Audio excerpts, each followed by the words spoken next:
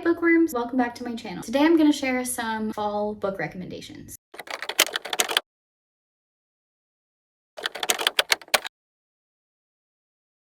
These are some books that I would like to read this fall. I'm going to kind of go over them and explain why. These have either been recommended to me or I want to read them for a specific reason. I have not read any of these books before. I can't exactly recommend them to you, but maybe it'll give you some inspiration for your own fall TBR. There are a lot of books on my TBR right now because of editing. I have a few clients that I'm working with in the next few months, and then some books that, I'm reading for either like a buddy read or something that I have to read and not just necessarily mood reading. Books that we're going to go over fall vibes. A lot of them are going to be classics. Classics just feel very fall-esque to me. Some of them might be a little spooky, like psychological thriller, but not demonic or witchy. None of those vibes here. And then dark academia is also something that feels very fall to me. I don't actually know. Oh, well, I guess this one. Dead Poet Society is like the king of dark academia. Those are kind of the vibes we're going with. Also, just fall vibes. I have Anne of Green Gables in here because that feels very fall to me, like outdoorsy and family oriented. So without further ado, here we go. First up, we have Dead Poet Society.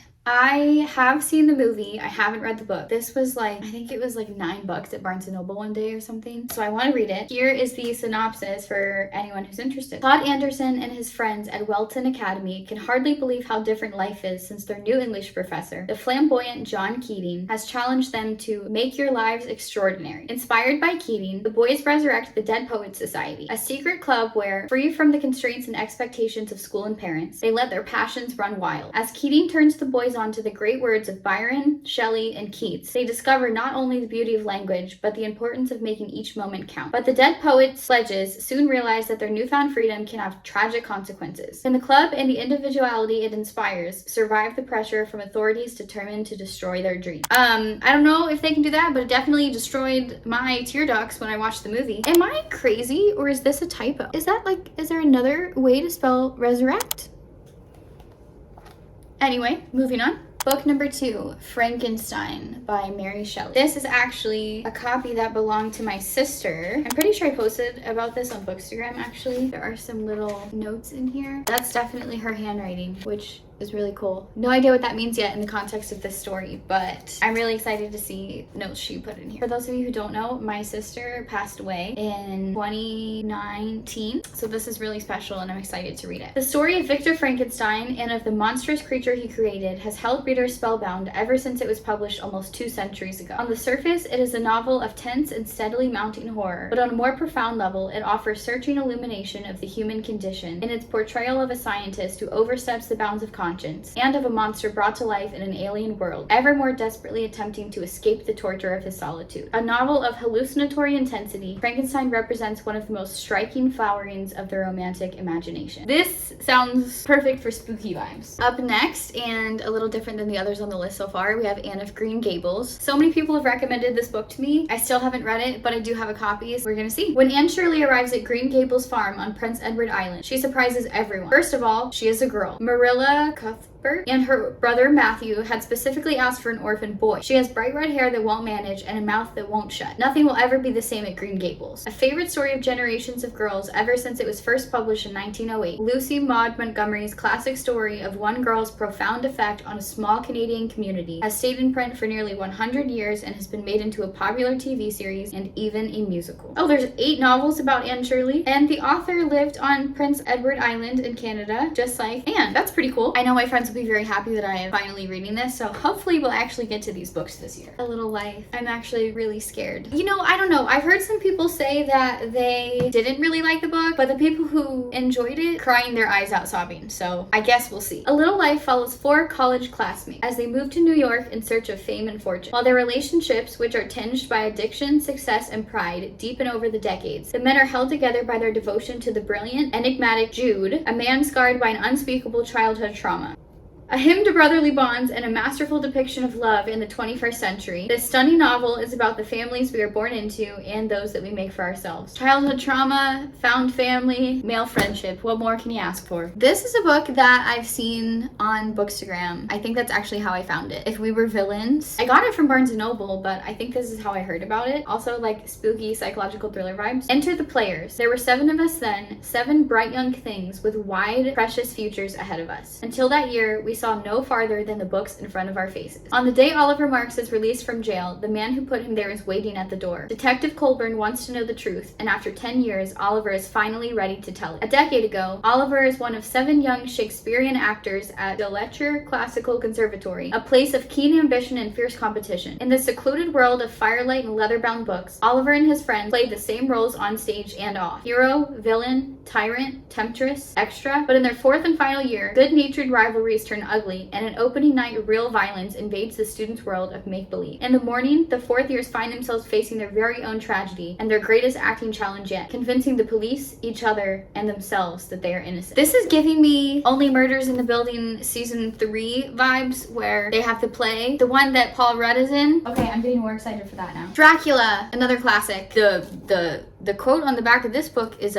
"Take care," he said. "Take care how you cut yourself. It is more dangerous than you think in this country." On that deep note, one thing I don't like in books, there's no description on the back. If you watched my trope video, you know that I don't love that. There is one inside, so let's see. As fledgling lawyer Jonathan Harker treks into the Carpathian Mountains to complete a real estate transaction, frightened peasants warn him of the horrible dangers that await him. Harker, terrified by eerie events along the way, finally meets his client, Count Dracula, a tall, gaunt old man with a surprisingly powerful handshake. It quickly becomes obvious that Count Dracula's castle is a sumptuous prison, one strangely devoid of mirrors, and home to 3 inhumanely beautiful women. Back in England, Mina Murray is deeply worried. Her fiancé, Jonathan, hasn't written to her in months. There's disturbing news of a strange shipwreck, an empty ship loaded with 50 boxes of reeking earth, and her dearest friend Lucy has been sleepwalking and acting strangely. Part gothic novel, part modern horror story, and part morality play, Dracula is the vampire saga that started it all. I've never really been much of a vampire girl. I watched Twilight against my will multiple times because one of my friends growing up was obsessed with them,